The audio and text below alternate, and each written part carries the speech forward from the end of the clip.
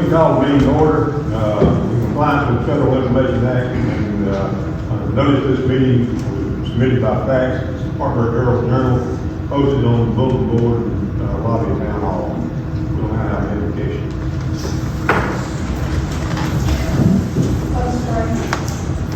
Heavenly Father, come to my thanks and Lord God for all the blessings you bless us with. Lord, we thank you for all things in your word. Father, whatever we do in this study session tonight, Lord God, let it be with our reading on our us. Give us guidance and understanding, Lord God, that what we should do and we should do. Yes, all these blessings. Now, pledge allegiance. I pledge allegiance to the flag of the United States of America, to the republic for which it stands, one nation, under God, indivisible, with liberty and justice for all.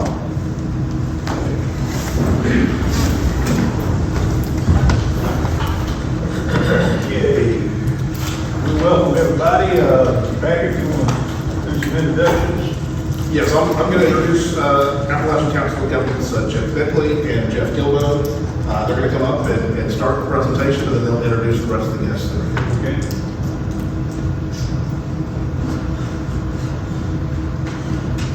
Good evening, everybody. As Patrick said, my name is Chip Bentley. I work at the Appalachian Council of Governments, and I'm here with Jeff Gilbo in our office.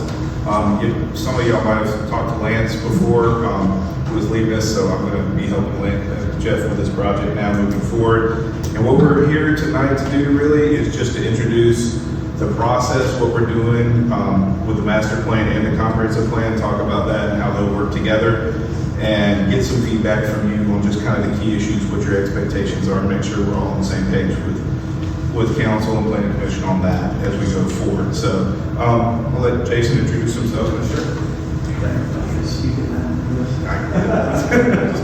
I'm Jason Edley of Benchmark Planning. With me tonight is Vaughn Hansen. Vaughn and I have been working with Benchmark for over 15 years. Benchmark was started in the early 80s. We work across the country with helping communities with comprehensive plans, revitalization plans, downtown master plans, zoning and development regulations. We also work all across the state of South Carolina. We've recently worked in York County. We're also embarking on some work in Cherokee County. So we've had a lot of experience, Lancaster County. So a lot of different communities around the state, all the way down to Aiken and Myrtle Beach and other communities. So we've had a lot of experience working on these types of projects, and we appreciate the opportunity to be here to work with you on the comprehensive plan. And part of that that we'll get into as we go further is looking at folding in the master plan with the big picture of the comprehensive plan. I'll turn it back over to Chip. So, as Jason was saying, this will be a little bit of a unique effort because the master plan and the comp plan are two separate initiatives, but I think we do have a good plan moving forward to meld them together. That master plan is going to be a little more geographically specific, building on the master plan you did about 15 years or so ago. And they'll take that and kind of expand on that and move that forward, looking at that process.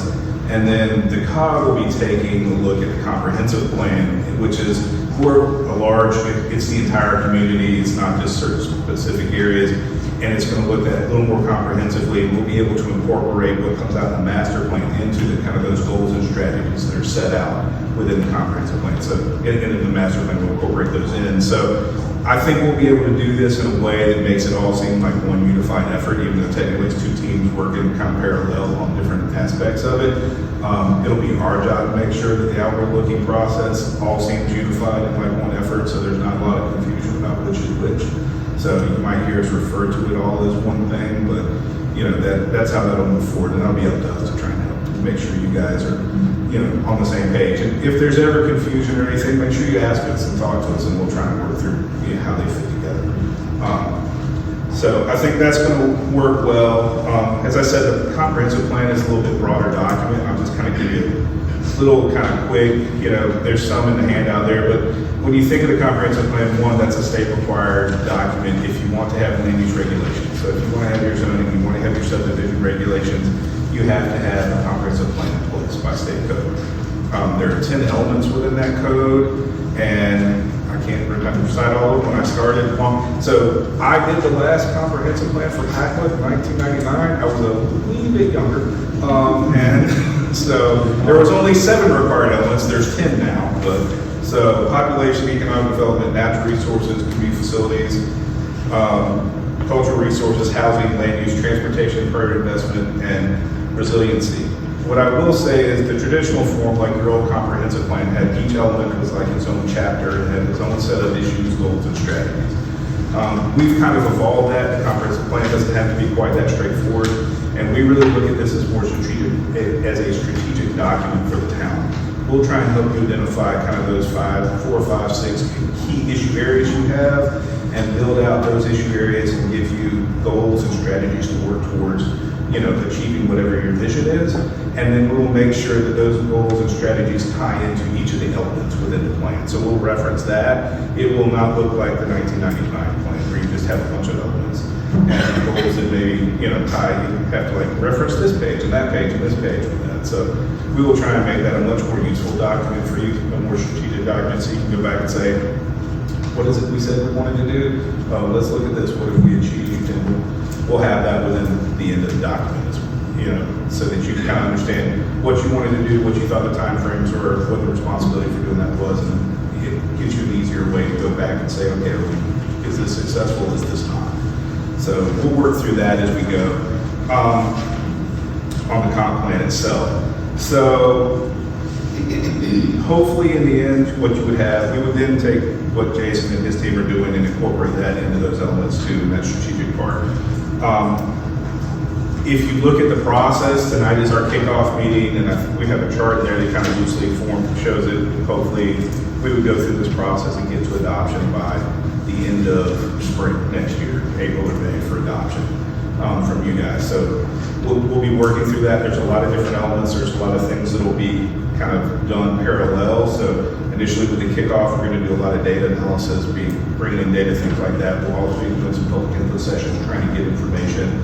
We'll do that in a myriad of ways, not only with some public sessions for people to come, but also focus groups, some surveys, things like that. We're trying to glean as much information from the community as we can to help inform the process. I think what you'll find in any planning process is there is what the community sees as happening, and that's very important. That's what you guys feel is happening on a daily basis. And then there's the data that you can pull and say, hey, what's happening on the ground. And honestly, what we're trying to do is help tell the story about what's going on in town, so you can figure out how you can get to where you want to go. And what you'll find is sometimes the reality of that data and the perception of everybody else isn't exactly the same, and the truth is somewhere in the middle. And so that helps us really hone in on what the issue is. So what you guys see and think is one problem, it might be something else that's really causing that, and so it'll help us bring all that together as we go through that process. So we'll be doing some data gathering, we'll then be doing some public input, and then we'll sit down with everybody going through the issues, trying to hash out what you guys, what the issues are and how we can fix them, what the goals and strategies need to be to implement, and that's what will be included in our part. And at the end of the day, we'll compile a final report that the Planning Commission and Council will have to review and adopt. And that'll be your document moving forward that kind of helps guide you as you move on. So, like I said, the project schedule is loosely outlined. We're going to be kicking off now and be setting schedules for meetings and things like that going forward. I think I'm going to turn it over to Jason so they can talk more about theirs for a second. I think one thing we want to get by the end of the night, we'll be asking some questions and having some discussion. One of the things we want to get is how the town wants to move forward with whether it's going to be the Planning Commission that handles this, or a task force, or a combination of Planning Commission and Council when we have certain meetings, and how we do that. We'll probably have, just a few meetings during the process to give you updates where we are, have key discussions and everything. And so we do that differently in different communities. That'll be something we'll work through. But just something for you guys to think about how we're going to do that, because not sure at this point whether it's just going to be Planning Commission that takes the lead, or if you want a broader task force of people that are put together. And everything. So one thing we'll talk about a little bit more after Jason gets done talking about this section. So.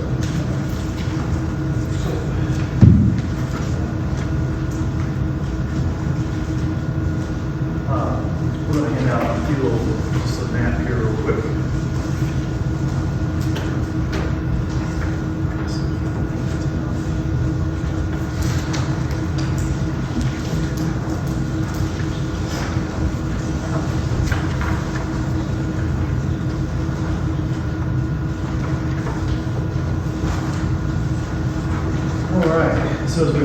started to talk about the project, and sorry, I can't see you guys over there playing. Move that. Move that. Sure. Look how far that wire on you come up. There you go, that's good. All right. There we go. So as we began to talk with Patrick and the COG about the process, we started talking about public meetings and thinking about, well, how do we have a master plan meeting? How do we have a comp plan meeting? Is that really going to be fruitful to have all these different meetings? And so as we discussed it, it made sense to align the process. And so basically, the public meetings obviously will be the umbrella for the whole project will be the comprehensive plan update. And at any meetings, well, not all the meetings, but many of the meetings, we'll take up specific time to talk about these focus areas, which we'll get into here in a second, to develop more detail about those areas as part of, just like the master plan, but instead of calling it the master plan, we thought it was a better idea to incorporate it into the bigger process of updating the comprehensive plan. So hopefully that makes sense to you all, that that's how it was presented and talked about in the community. We're still doing the same scope of work, still doing the specific strategies for these areas, but it's all under the umbrella of the comprehensive plan update. Any questions about that before I get into the specific areas? Does that make sense to everyone? I hope it does. It makes sense to us to do it that way. So as we're going through the process, these 5 areas are the areas, the comprehensive plan will look at the town as a whole, certainly probably the edges of town as well. But our particular focus is going to be on the Pacolet Milliken properties. Really difficult to see on that slide, that's why I gave you the handout, which are in red. I have to put the handout.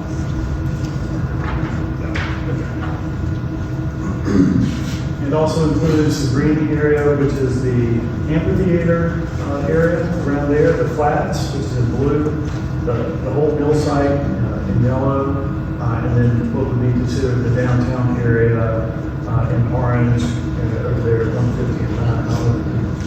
It's really difficult to see it there, but we'll go into the next slide, which is a zoomed in version of looking at the Pacolet Milliken properties. Several hundred acres, I'm sure you're familiar with that. Excuse me, as part of the process, we'll be taking a closer look at that, the previous plans that you've worked on for these areas and get input on how these properties will develop in the future. This particular slide shows the flats and the amphitheater area, just because it's nice on one slide there. We'll be getting the input and looking at strategies on how those areas can develop, a vision for what it can look like, and then how you can achieve that vision. The old mill site there in yellow, which is on the overall map as well, will be another focus area. And then finally, where you do have some commercial development in town, it's not maybe a traditional downtown, but that's, unless you want to call it commercial core, and that's something we'll discuss with you at future meetings about what this area of the community might be considered. So the goal is to develop specific plans of vision for each one of these areas within the comprehensive plan. As part of the public input, we've also put together a website. It's not live yet, it's still under construction. It's going to be planpacolet.com. That way, this will be where we'll host all the information, the background research that the COG is putting together for the overall comprehensive plan, information that will be pertaining to the focus areas. Will also be on this site. We'll also post a link for the survey, and if you want to provide comments, they'll be able to do that here as well. And so the idea behind this separate website is that you will have a link on your town website. That way we don't have to interface with your IT people to provide updates. You just have a link that will be on there. And for any project updates, the residents that come to that can just go straight to the project website from there. This can also be posted on social media and those outlets as well. So that's the goal for this part of the process. I guess any questions about the focus areas? Will that website be up? planning? I can have it live tomorrow. I mean, I just wonder who. I would say, just to be safe, Monday, there's a few things we wanted to wait till we had this meeting with you all before we made it live, just in case there are any changes. If someone said, no, we don't want that as a focus area, or you need to do this or that, we just want to make sure, after we spoke with you about the process before we put something on the website. For example, Chip was talking about, do you want us primarily working with the planning commission as the oversight committee for this, or do you desire to put together an ad hoc committee, et cetera? So we were waiting until we made some of those decisions before we went live.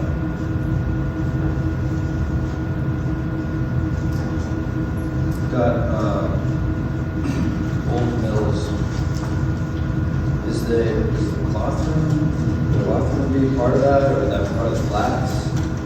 Where did you put that in? According to this map, it looks like. That is one, the left here, that was over here, that was the middle. Okay, so that's not included. And where The the. bathroom area. That area, Right, I can see that here. I was just wondering about if the flats was going to be kind of separate from this mill. You got a comment? I was gonna say, I mean, now that I've seen on the aerial here, we'll probably extend the flats area to incorporate the mill on there. Just that large. Yeah, that was my Field only wall. question. Sure, if you exclude that on purpose. And the flats is one of the old mill sites. It's just around town hall flats.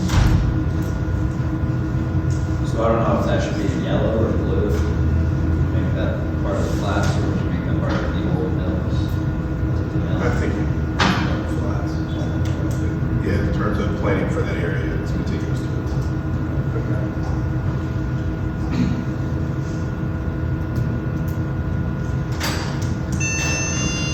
That's why we have not made this live on the website. So what was that? There was discussion about extending that boundary for the flats to take in the old mill. You want to point that out, Chip? To So- go all the way around? Yeah, if you're looking at this, so this is the cloth room here, but this is the cloth room, it's just talking about extending this study area to include the cloth room.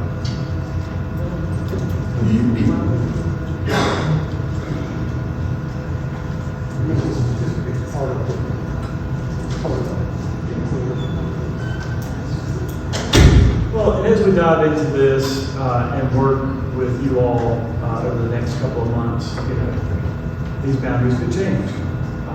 This does not have to be set in stone, and we certainly will explore that with you all and people we talk with along the way.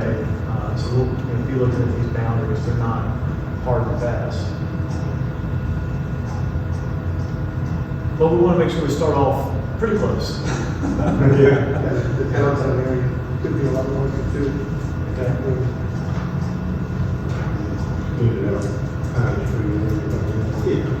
Can you flip over to the downtown? Yeah. So going a little bit further west out behind. How far did you want to see it expand? Looking at it, it doesn't incorporate, portions of the commercial district. So like, when you O'Reilly and the hydraulic shop is, and then there's also still steakhouse, and, it's still to try to grab everything and put it in the downtown area. It looks like it goes to Hardee's and to the bank. So the commercial urban center, I believe, extends back up through this way. Right. And so we probably just want to incorporate this yellow as part of that. Did you want to go, is there an interest of going? Actually, I'm sorry. Going up Pine Street there. Yeah, just Pine Street is what I was looking for. Okay, you have Pine Street out this way. Yeah. You got the tire shop and the doctor's office going the other way. Okay. So just adding in, especially where the urban center is. Right, yeah. Is there any other Yeah, Urban Center extends Memorial Drive, it's actually off the map there, that the legend is over The there. triangle. Where that whole triangle is considered Urban Center. If you wanted to follow zoning, but it doesn't, it seems like that's separate. I think, like you said, in time we'll have a better idea of Yeah. where those boundaries should go. Yeah. Not tonight, for sure. That'll have to be intentional. Well, I want to get your input on it, so we can look at making those extensions to the official map. This is a workshop, it's a Yeah. discussion, so if that's what y'all want to in terms of incorporate, then it makes sense. I think it's important that we all know that these boundaries can change and start thinking about how they should change instead of trying to hardline it tonight where they're going to change. Well, I think what you end up seeing is where you see vacant properties, you can see potential expansion up and downtown, Right, and that could end up incorporating some other type of project down the road. right, yeah. And just to reiterate, focus area, we're not just going to look, it's right, we're going to be looking at the edges as we're. That's right. Yeah, Yeah. so. And I That's think, gonna be better. I think with everything that we do, all of this is going to be somewhat iterative, and that we're not approaching this with this is the hard and fast, this is all we're looking at. It will evolve over time, so we will look at changing that as necessary. Right. And that's part of the public input, tonight's meeting, other meetings we have, as we get more input, it'll give us a chance to think, okay, it makes more sense to include this here and that there as we go. So it's nothing set in stone from the get-go, it's a process. That's right. We're building it, so. So that's just the preamble to start thinking about. Great. And we already have good feedback. So.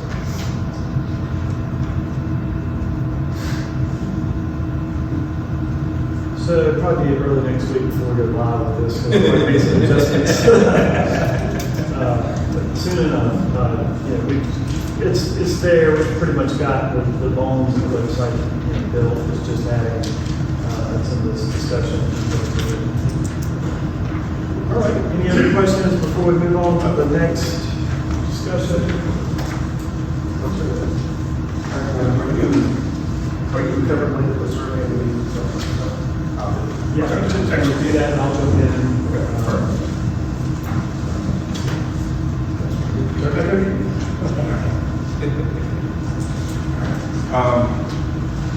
So I think what we want to kind of do now is just have a little bit of an open-ended, things you guys want to see out of this, expectations, questions you might have about the process. We talk about it like it's second nature to us. I guess it's not to y'all. So we're happy to, answer some of those. Before I start that, I will, Patrick has been talking with the grants people at our office recently about a potential grant for the community to do a study on stormwater, I believe. And so that's through the Community Development Block Grant Program. And so as part of that, you have to do needs assessment as part of your application. So you come in and we answer kind of specific questions that Commerce looks, for the community. And as part of that, you have to have a public hearing. And so we're gonna have to schedule that probably, I think August 3rd is the day we're talking about, just for the application cycle and everything to get that done.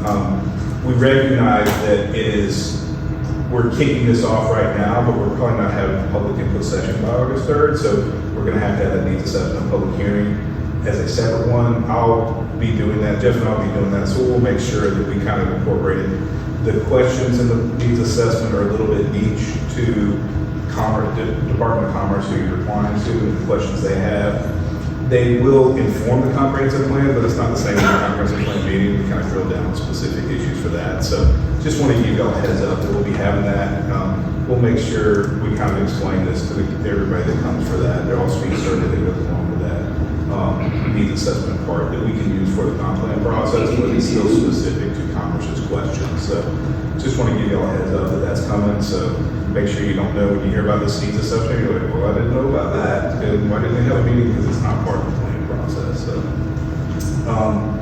but with that said, like I said, I do think we want to open up. And I think the discussion about the focus areas was good, but what other questions do you have, Planning Commission as well? What other questions do you have for us before we get, as we get kicked off? Just to explain, there's going to be a survey for the public to be involved, is that right? Oh, yeah, so as part of the planning process as well, we'll have a survey that goes out, that'll go live relatively soon too. So for the comp plan specific, there will be a survey that goes out that, you know, asks a broad range of questions. When it comes to the public input process, like I said, we haven't set the meeting dates yet, but we will have some larger meetings that are more like drop-ins where we take information and people can do that. We'll have focus groups as we go through the process, and we'll also have this survey that'll be online. And the reality is, you know, there's no one good way to get public input. We try and kind of use that shotgun approach and try as many things as we can to get as much input. Surveys are usually a good way because it gives people a chance. It's kind of a long survey, but it gives people a chance to really, you know, think about certain things and get in there and provide feedback. And so we'll have that initially. There might even be a visual preference survey down the road that's part of that too. So that'll go live pretty soon, and we'll start that. And that'll be open for a large part of this process because we do want to get as much feedback as possible from people. So we'll make sure we let everybody know and that there's kind of an announcement for that when it goes live. And it'll be attached to the website eventually too. So. Okay. Any questions the planning commission has about this? Before I get to kind of any more open-ended questions, do you guys have a preference? Do you want us to just work straight with the planning commission, or do you want sort of more of an ad hoc committee with other members? We've done it several different ways in different communities. Sometimes it is just straight planning commission. Sometimes it's some planning commission members, some council members, and some members of the public. Sometimes it's just planning commission members of the public. And it can be whatever you want it to be. Just asking you, at the end of the day, it has to go before the planning commission as a whole, and they have to recommend the plan, so they definitely need to be involved. And then it goes to council, who has to approve it.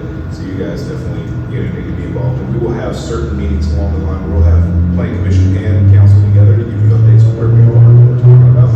So it kind of give you got parts of the planning process in big pieces, so you can review it and have feedback as we go along.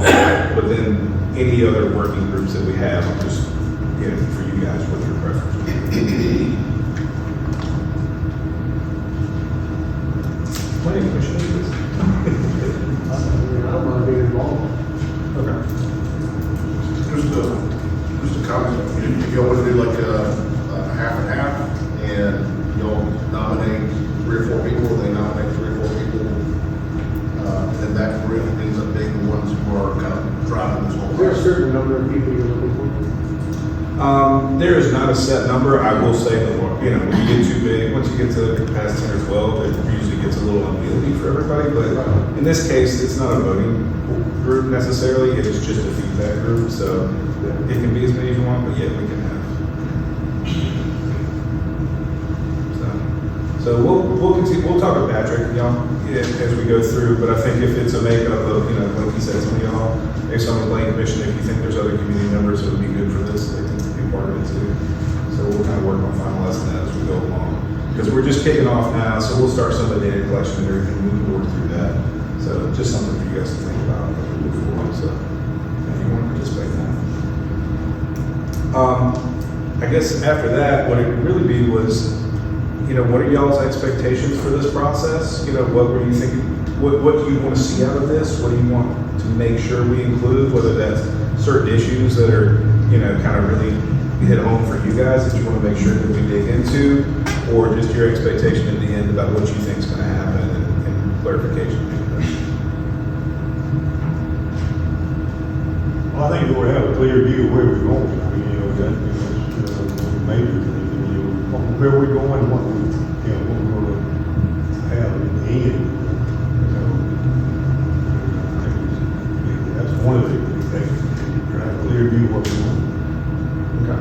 And I think we can definitely do that. I think definitely elements of it is really going to help. The master plan, I think, is really going to help you focus in very tightly on certain aspects that'll help you kind of see a vision for certain, you know, elements of the community that they're going to be very helpful for you to kind of prioritize how you move forward. I mean, for any council, your biggest challenge is you have limited resources and lots of ideas.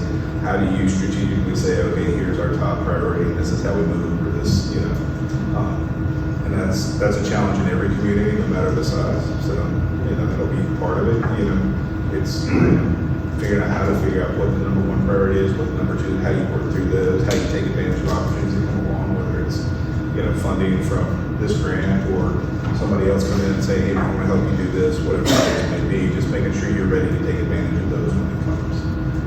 So start fleshing out those issue areas. So. I'd like to see some public feedback, you know, before giving an idea of the direction. I think it's important that the public has, you know, some feedback, you know, first. And we can kind of decide where we're going to go with what the majority says. That's important. Okay. We might come up with some idea, like Jason talked about, we might come up with some idea that the public might not really. We're here for the public. Yeah. So we need to make our decisions based on that. Yeah, and I think we'll try and work through this process like that. So, and the reality is, you guys know on a day-to-day basis better how the town works, what you have, what's involved in getting certain things to happen. So that gives you insight into what needs to happen to make your vision come true. But the community is a big part of that input. So we will have some upfront community input. We will have input on the back end when we come to the regulations and everything. So we will try and get as much of that feedback as we can to inform you guys. And that's the part I talked about earlier. Like, we can go and do all the data analysis on, you know, housing and economics and everything else right now, population and everything right now. And that's going to tell us a story, but it doesn't tell us the story. It just gives us some facts that we can glean from. Then we can listen to the public input and we can get their story. And then when you put those two together, it usually helps inform you about what's really happening. Here's the perception. It also gives you a chance to then respond to everybody. When they say, well, this is happening because of this, it's like, well, this is happening, but it's not because of that, it's because of this maybe. And helps you, guide you guys to make a decision on how to, you know, fix any issues. I think the largest issue with Pacolet is just some growth to allow some restaurants and allow some other parts stores, you know, coming, which is great, but allow some diversity in where we can shop and things like that. I don't think we need to be like Boiling Springs, you know, within 10 years, but you know, Woodruff size is. We ain't got that right. I think housing, you know, that's a good start. Once the population grows, I think it changes everything, the perspective for business. I don't know if your company does this or not, but I would like to see some resources, you know, grants. I mean, we can say we want to do this for this area, but we need to look at our budget. But there may be resources out there that we're not familiar with. Right. That your company may could give us some resources, or, you know, where to go look for money. Yeah. You know, that kind of thing. I don't know if that's part of what you do or not. It is, and so I guess I should have probably did a better job of explaining benchmark than I did the council of governments. So the council of governments, we work in the 6 counties here in the upstate, and we're sort of a government agency. We work with small towns, counties, regional bodies, and a wide range of things. Grants is one of those that we do. So we're chartered by the state, so we are here to serve everybody, all the different communities of the upstate. So we have grants programs where we help you go and seek out different grants. We primarily work with 3 sources, but Community Development Block Grants is one of them, Family Treaty Division, and Economic Development Administration, which is federal agencies. We work with both of them. We can help you find other grant sources for things too. So as we go through the process and identify things, we do that. We have a planning department, we do other services. So we have a good idea of kind of what's out there. So as we go through the planning process and identify things that you guys want to do and everything, we'll look at that from a funding standpoint and be able to do that. And it won't just be in the plan, it's ongoing on a daily basis. If Patrick said, if you guys say, hey, we need to be able to do this, Patrick can call Arlene Young in our office, who he's talking to now, and say, hey, I'm trying to do this. Do you know a good source for that, how we can do that?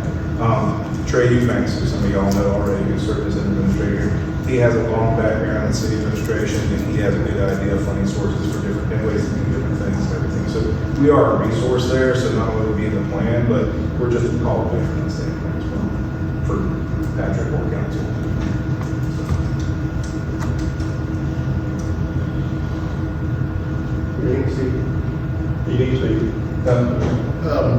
What I'm hoping to get from this, and council correct me if I'm wrong on this, and you guys correct me if y'all can't do this. But what I'm hoping that this will do is create a roadmap that is defined and originated from the people of that council, planning commission, the entire community, create a master plan, comp plan, a roadmap of how we want to move forward, that our annual retreats all kind of dovetail into, that all our plans dovetail into, that we're always constantly looking at that comp plan to see where we are. And then I'd like to take it a step further and actually make sure that it's put online in such a way that there's an accountability thing on there. What's been done this year to accomplish this thing on the comp plan? And so that everybody understands why we are doing this project, or investing in this location, or doing this event, or doing whatever. That at the end of the day, that it's the community's plan of how they want to see their government and their tax dollars and their investments spent over the next 20 years. That fit with council? That is ultimately what your comp plan should be. It helps you create a vision for where you want to go. Usually what we'll do is within the goals and strategy section, we'll kind of set out, here's maybe short-term, mid-term, long-range items that you want to do. Here's who should be doing it, things like that. One thing I will say with every plan, you'll set that up, and it would be good if you reviewed it annually, honestly. Most communities do not. Obviously, your plan was done in 1998 by me, and it's still there, But if you review it regularly, it's really good as a rule to do that, to figure out, okay, where would we be successful, where were we not, and if we weren't, why? And what I would say is all plans are great. They really, the process is the real value, not the document you come out to the end. So you have to continue the process and continue thinking about it, because you never know when something's going to change. And your priorities one day aren't your priorities, or you can't do it then. What you were planning to do is never going to be possible again. You have to kind of retool. And that's why I say, what we kind of hope that it comes out of is there's a lot of items that are fleshed out and say, hey, we want to do these things. You'll establish some priorities, but you never know when tomorrow somebody walks in and say, hey, I want to do this with you. You're like, oh yeah, we thought about that. We can make this happen if we do X, Y, and Z. You already have some thought to put in place instead of coming in and going, well, that'd be great, but you have no idea what the impact's going to be, right? So as you go through that process, you review it regularly.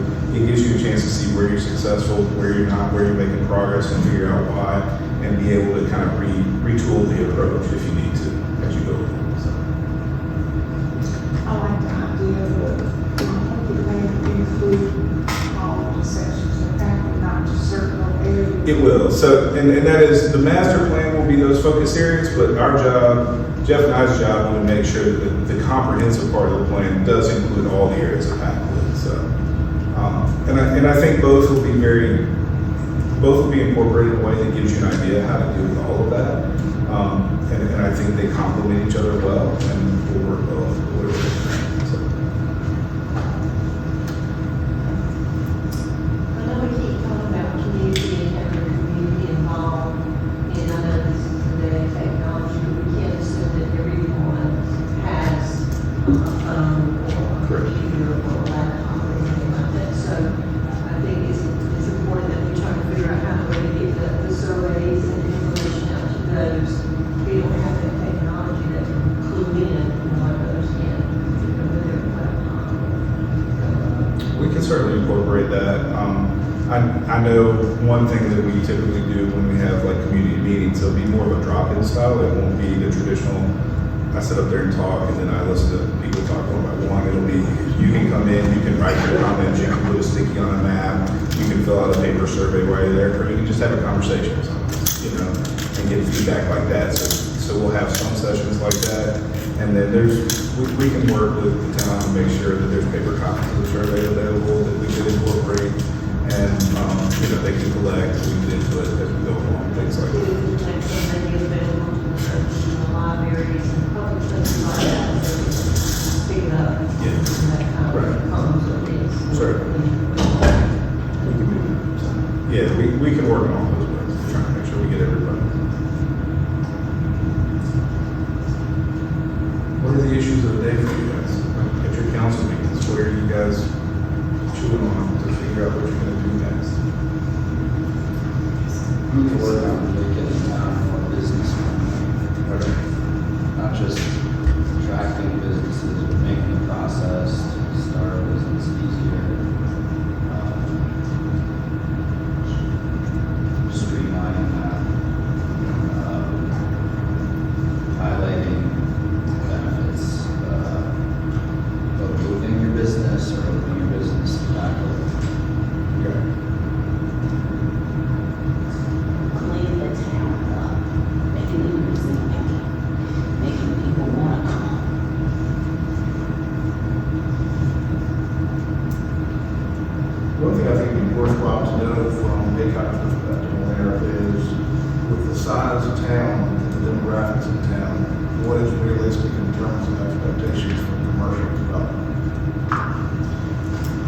So, we'll get into that as we go along, and we can pull some background data. I think y'all might have done that back when you did the original master plan, the background data that you can get in terms of the market area, like just a market analysis for Pacolet about what you can and can't support. And so there's information out there through some vendors that kind of provide you, like, here's the retail sales and here's what people are buying within Pacolet. You can do it at a drive time radius of 5-10 minutes from center of town, basically.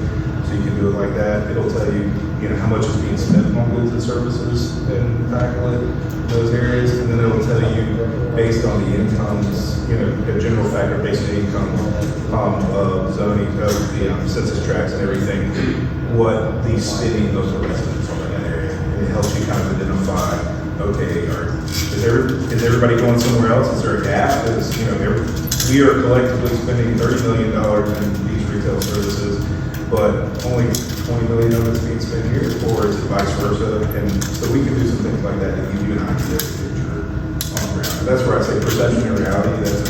That's probably one that you really hit on, trying to get an idea of, what retail potential there is in Pacolet, so you can kind of look at focusing on where you want to recruit business, what that can look like, and things like that. Housing is a little bit different from that standpoint, but we can try and look at that too. Within this process, is zoning going to be looked at all, possibly any kind of rezoning or anything like that? So that is not the intent of the comp plan process. Okay. What we will look at within the comp plan process is a future land use map. So you have a zoning map that says what can be, but the background of that, there's also a future land use map that you'll have in this document. It's not a regulatory map, but it is like, what do we want to see in different places? And I think, part of the discussion earlier is like, what focus area, where should we allow business, things like that you were mentioning. When we look at that future land use map and the different land uses in town and focus areas and stuff, we can begin to retool that, and that helps guide you maybe in future rezonings when you want to consider it. Because right now, well, I wouldn't say right now, because I haven't done this, but for a lot of communities, what they do is you focus hyper on that zoning map and says, okay, this can go here and that can go there. In reality, the future land use map is kind of what your vision for what should go where. And when somebody comes in for rezoning, you should say, so what's our future land use map say? Because that's what we want the area to look like. And so maybe it supports rezoning, maybe it doesn't. But we will not be touching the zoning ordinance on that specifically. The reason I asked, and this is my personal opinion, it just seems like there is so many different zones for this size town. There's a this and a urban center and a this center and that, and it just seems like it's just too many different kinds. And then because of that, here comes arguments about not being able to put something here because this is a street such and such. And to me, it just seems that this size town should be a whole lot simpler than having all these zones. That's just my opinion, and everybody has them, So let me suggest that during this process, and this is the way, this might be a good way for this to work. So during this process, we will look at the future land use map. We will have these discussions about, how the town should grow, what it should look like, and begin to define that. And that's a good jumping off point for when you get done, for maybe one of the goals is we need to look at zoning and maybe update that to fit better, to better achieve what we want to see in the future. So maybe, in your case, and maybe it's not everybody, but in that case, zoning is not achieving what you want it to right now. So maybe we need to look at that land use, and then one of the goals is we need to review the zoning ordinance to make sure that it's giving us what we want out of our development patterns in the future. And so we can certainly incorporate that discussion into the comp plan. It won't actually be changing the zoning ordinance or the zoning map. I think after the comp plan and the master plan is done, I think it's important that we look at, maybe find another company that can help us retool our zoning altogether. Our current zoning ordinances have a whole lot of flaws in them. There's a lot of misplaced items that don't refer to the right place. I think after the comp and master plan is done, we find someone that can help us retool our entire zoning. So that was my idea. Yeah. After this is complete, we need this first. So. From the planner's perspective, that's a very logical progression. Right. I will say, and what we recommend from that standpoint. Another thing on this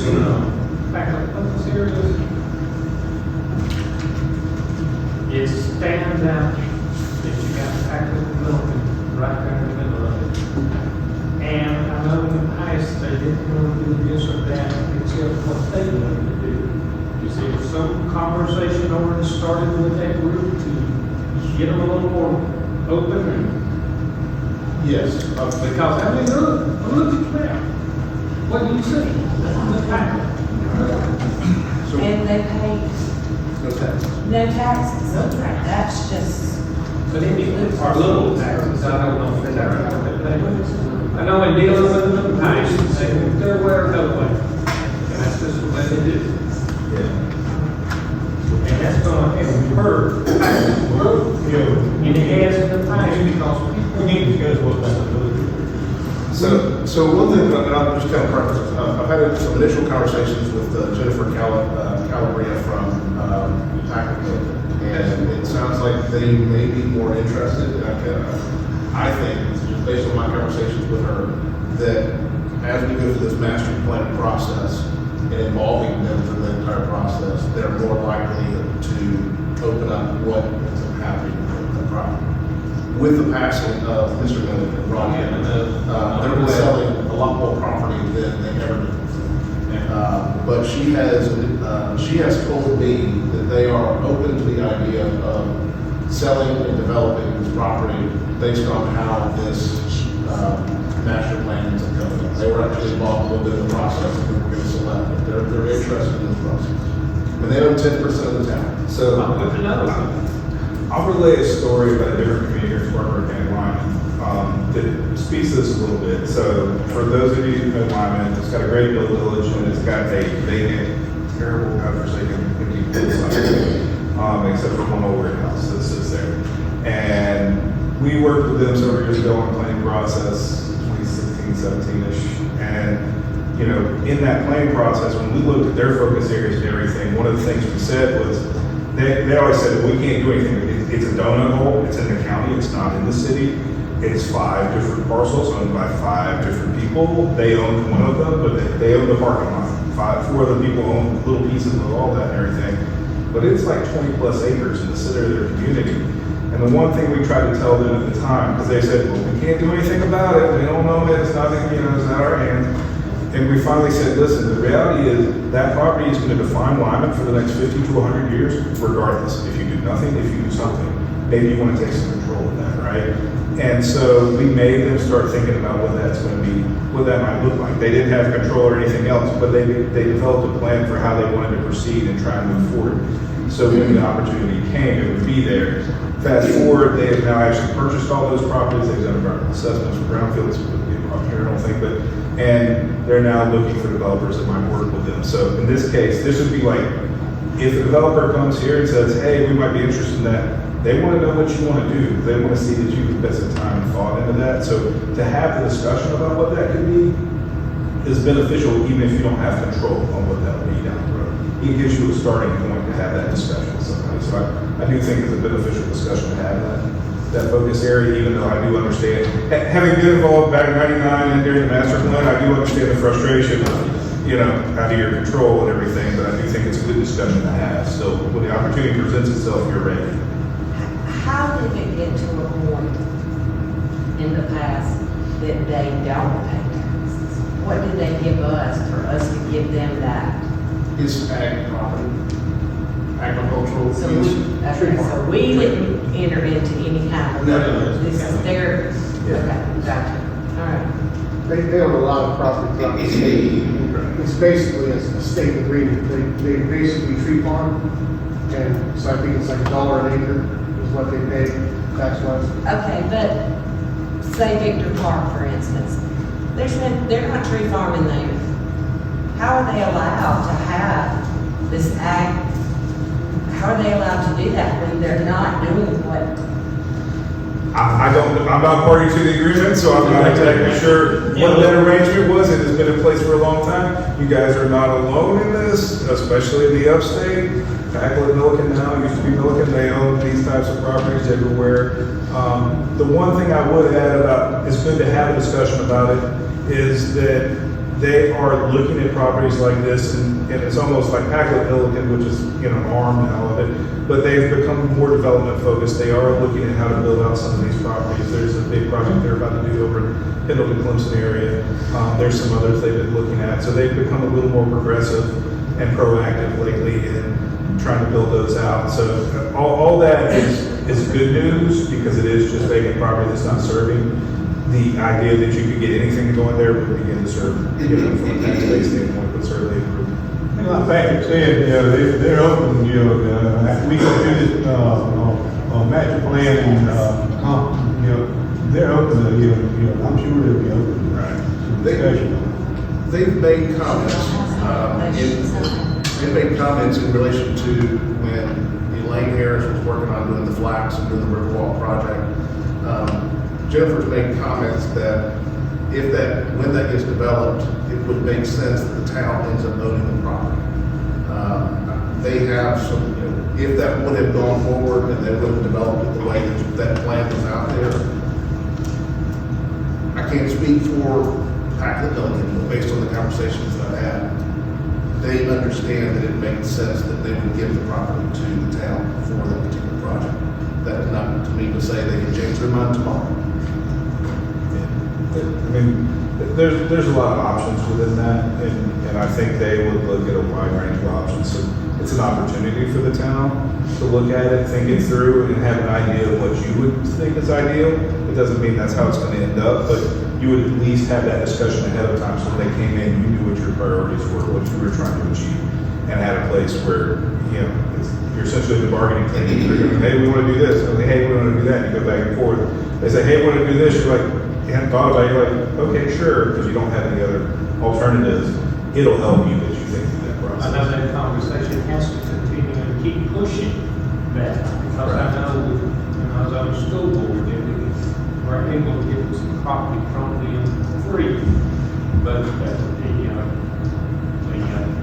we didn't build a school there, so therefore we didn't need it. But we had to continually just, it was an everyday thing. Communications, trying to get them to do it. Right. Said, if we build, houses will come and you'll get this, et cetera. So, but you need that conversation just constantly with those people in order to continue that. If council would like, this would be an idea, is to see if a representative from Pacolet Pelican or Jennifer Calvary herself actually be on that task force or that steering committee. And so she's involved with that entire process. So if at some point she says, we're not interested at all, we just cut that out and continue forward with everything else. I think that'd be a good idea. That may not get her, but someone else. Oh, yeah, I would check and see if maybe she's supposed to be in contact. You might have heard that. And it might be that their input is good hearing to such that specific focus area. It don't have to be the town-wide, but you know that.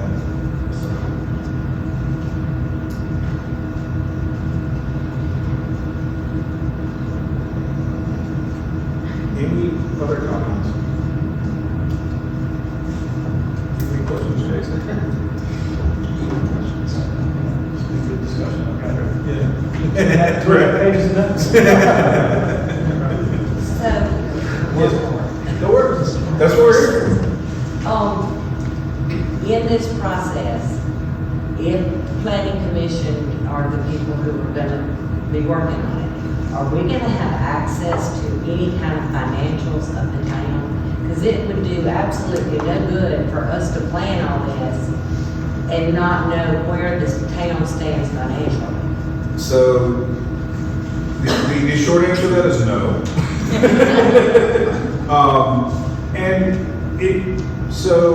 And I will say, a comprehensive plan is typically not one that's going to get down to brass tacks and say, you know, X recommendation is going to cost, you know, this many dollars, and this is that. We might know ballpark what that would be, but a lot of that, you know, is the comprehensive plan is going to find things you want to be able to do, and we will work with it and keep it realistic. You know, nobody's going to suggest like your number one issue is to build a ball stadium down here. right? You know, like a big stadium for a minor league team, because that's, you know, pie in the sky. But we'll try and keep it realistic, but it would then be the job to move forward to say, okay, how can we implement this? And we'll try and keep that within reason. But I don't think we're gonna tie that to the current financials of the town and things like that. That's not typically, you know, that. There might be some future capital improvement plans that look at that and like, okay, how can we attack this? But, we don't usually get What I'm hoping that y'all end up coming up with this is, and this sounds like a terrible thing, don't worry about the money. I want to see what this community wants to see happen. Right. And then myself, council, if y'all want to, and ACOG can go out and try to find where we're going to get the money for this. There are general obligation bonds that we can put out there. You know, there are grants that we can go after. There's low interest loans. So I want y'all to kind of. That's what the last plan did. I mean, that's what we did the last time. I mean, we did. I mean, none of us on that. But, you know, when Lane was on, she had, you know, we could, you know, look for other money and all. They didn't have the money then. But, you know, some of those problems are WIC programs that, you know, we get to, you know, we get the money, and we get, you know, we can afford it ourselves, or we have to go out and get private money. And there are times, you know, sometimes you're going to defy, you know, hey, this is what we'd like to see. This is our vision for whether it's a focus area or specific issue within town that we want to do. And you'll identify, you know, the different things that need to happen. And there are things that the town's not going to be the one. You're going to have to attract a developer. But there are little pieces of it that the town can do, whether it's an infrastructure piece or cleanup piece or other things to prepare the town to be able to recruit somebody in, and they're more likely to do it if they see you've done that legwork to prepare the opportunity. I was in a different community a long time ago talking to them about grants, and the county was trying to help them, and PRT was trying to help them, and the National Park Service was trying to help them, and talk about all the resources they had, and the leadership of the community is like, well, that'd be all great now, but once somebody builds a hotel there, then we'll do all that stuff. And I was supposed to just talk about the grants that are available to the kind of list you were talking about. And you can go find money in lots of different ways. And I finally said, here, y'all can read this. What you really need to hear is nobody's going to build a hotel in your community if they don't see you invested in yourself, you know? And so the plan here and looking at things you can do, the little things is how you show you're willing to make the investment. That makes it easier for a developer, an entrepreneur, whoever to come in and invest in you, whether it's retooling the business, the business license process, streamlining that and everything, becoming more business friendly, entrepreneur friendly. You're more likely to get somebody to locate here because it's an easier process. They know that you are committed to business, or whether it's, housing or whatever the case may be. If you show that you're willing to do the effort in the background, somebody that might be looking here is more likely to do that. Tackleability might be more likely to participate with you and do something here if they see you guys are doing stuff to make it better, because they know that's going to make them more likely to make them successful. So I agree with her, we need to clean that up. One thing I was talking to Jeff about is in South Carolina, you have what's called a TIF, the tax increment financing. So based off of private development happening in a particular area, the tax revenue is going to increase in that particular area. That you can go into an agreement between the county and possibly the school district to be able to fund that with future tax revenue coming in. yeah. So there's lots of different funding mechanisms you can look at to try and figure out how to do that. There are sometimes grant sources, sometimes it's partnerships on the private side, that public partnership. So there's lots of ways to do that. What I would suggest is, as we go through this process, think about what you want. Don't limit yourself to thinking about that.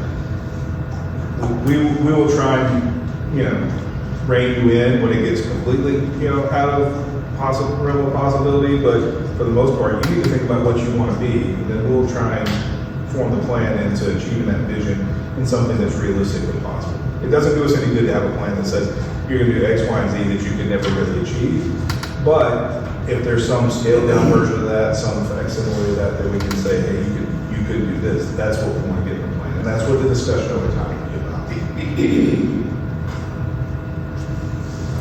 So it was 99 since our last master plan. but I believe it was '07. So this community is a pilgrimage place community. Right. Have you worked with other towns that participate in that program? No, only Pacolet. Do you may not be able to answer this then. I was wondering if you find that complements the plan, or is that That's a good question. So this, scrap that? Or, I mean, I know that wasn't the master plan, but that was yeah, so maybe some. they did it around the time of the master plan. So, you know, it was all part of kind of a Was that 07? around '07, and so that's about the time the master plan was done. The comp plan that was done in '99 was, to be honest, everybody did a comp plan back then, because in 1996, the state said, that was when the state enacted a law that said you have to have a comp plan if you want to do zoning, or the development regs, and so everybody did that. They look very similar, if you go back to the '99 ones. And so then in '07, when the master plan came about, that was about, hey, how do we really focus on the town and growing this in a way that was more focused on design and aesthetic and growing business and things like that. And that was the same time they were looking at building for places. How do we increase our stature? How do we partner with folks? Did those kind of happen together? It was similar times. I can't remember which came first, but they were around the same time frame. It's not necessarily connected though, but it was part of, at the time, master plan and the building in place, you know, help kind of build pride within the community. And all that is, you know, what you're trying to do when you go through this planning process, say, hey, we are somebody and this is what we want to be, so we're going to continue to grow that. And so that was part of that time. I wasn't part, I came to meetings, I participated, but we didn't run any of those, so I wasn't, you know, part of the planning team. Right, I was just wondering if that was something you were gonna try to build up, or if that was, because I think they did stuff like create a town logo. Yeah, they did. And so, You're not planning to like revamp all of that? no, I don't think we'll do a rebranding at this point, as any of this, and comp plans would be that. That was more the master plan part. We might tweak a few things, but I don't think it'll be a full rebranding of what you did, but maybe as we get into discussions, if that's something you want to look at, that's something we can talk about is, you know, the comp plan will come out like, hey, we need to go focus on this specific thing. We need to go do this plan, do this study, do this rebrand, you know, whatever that might be. So that might be some of the things that come out of the comp plan in that discussion. If we have conversations, everybody says, hey, we want to do something like that, then okay, how do we do that?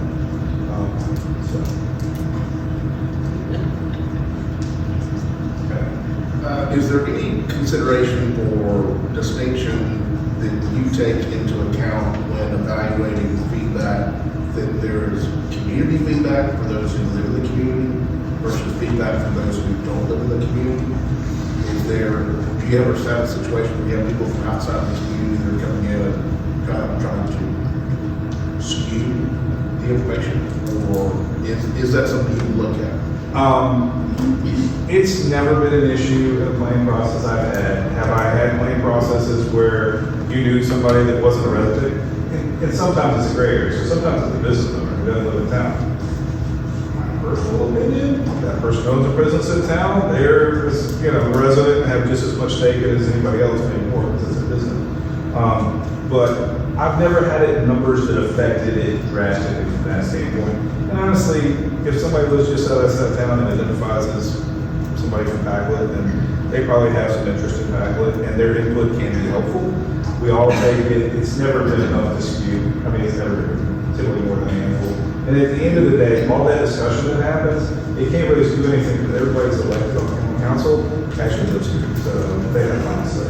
Everybody on the planning commission lives here, and so their recommendation to council is, you know, I think they're going to know who the residents or not. If somebody comes in and really tries to push that, everybody here at the end of the day is going to understand who that is and, you know, stop that for us. We don't have to necessarily, you know, have some kind of system for figuring out who that is. So you mentioned a drop-in style meeting.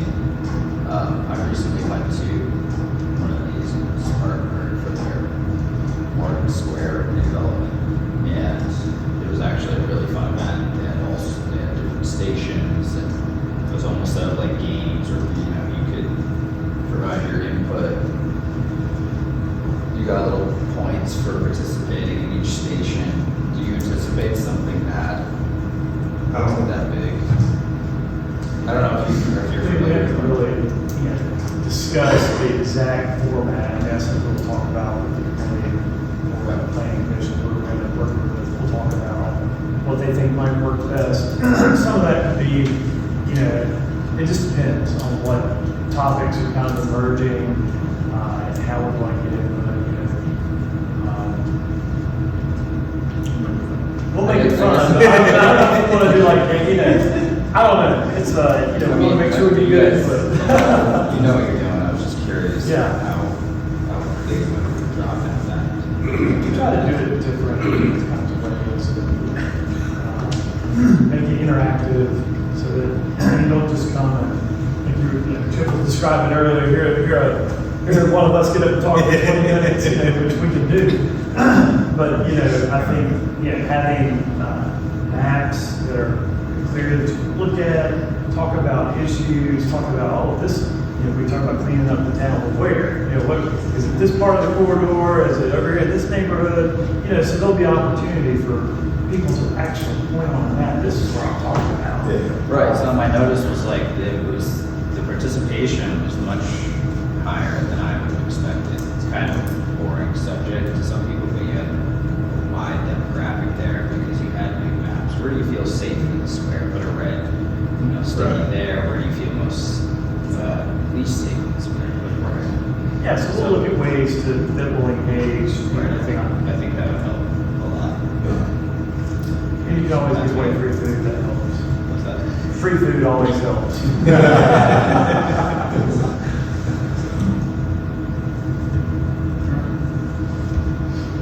Anybody else? All right, well, we got some good feedback tonight, so that'll help us kind of go back and strategize about how this is moving forward and everything, and work with Patrick to set that up moving forward. But we really do appreciate all y'all's input tonight. I think what we're looking for is something that we, you know, we think is, you know, it's like Patrick talked about a roadmap, but we don't want it to be a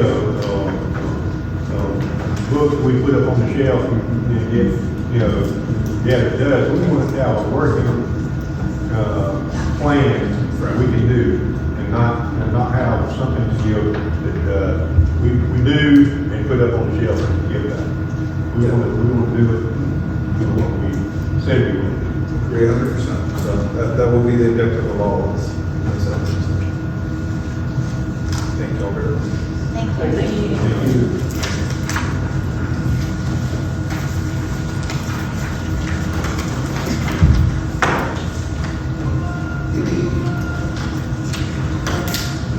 Since I had an opportunity to see y'all, I wanted to go over this, and Chip's already mentioned a little bit.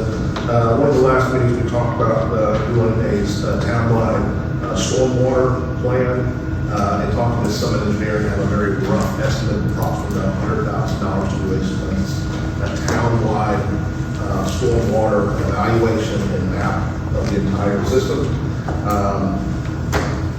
And I told you that I was going to be looking for grants, there are different types of funding opportunities out there. And so I reached out to ACOG, and there's a possibility of getting a $50,000 CDBG Community Development Block Grant. And if we go down that route, it may be coming up quick due to some of the due dates, and I wanted you to be aware of this. And so I'll be sending some information out in the coming weeks prior to the August 3rd meeting. I'm also taking a webinar later this month for the South Carolina Rural Infrastructure Authority. They have a planning grant that we can cover up to $25,000 of this. So hopefully we could end up having $75,000 of this project paid for through grants, and then the town will put say $25,000, and it would be an eligible project of ARPA if that's what y'all want to be able to do as an infrastructure project. So I wanted to since I was going to be in front of it, I wanted you to know about this coming up. This would be a possibility, and so we're looking at it as a possible public hearing, needs assessment, just before the August 3rd meeting, so like 6:45 or 6:30, an opportunity for the public to come in and voice some comments. And I wanted to make sure that these guys were involved because we're also looking for input from the public as this whole process kind of starts. And so they're looking to come out that night. And so although most information will be going towards CDBG, they'll also take the information if it starts going into comp plan as well. So that's all that I have for you tonight. Thank you. Planning committee comment? This is an opportunity, if y'all want to say anything, if y'all don't, you can take up.